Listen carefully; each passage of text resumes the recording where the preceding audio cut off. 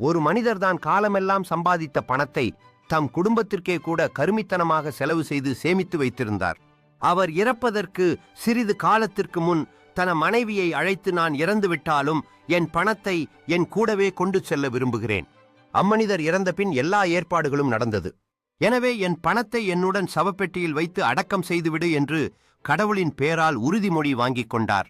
மனிதரின் கடைசி ஆசை என்று அவர் மனைவியும் கடவுளின் பேரால் உறுதிமொழி செய்துவிட்டார்.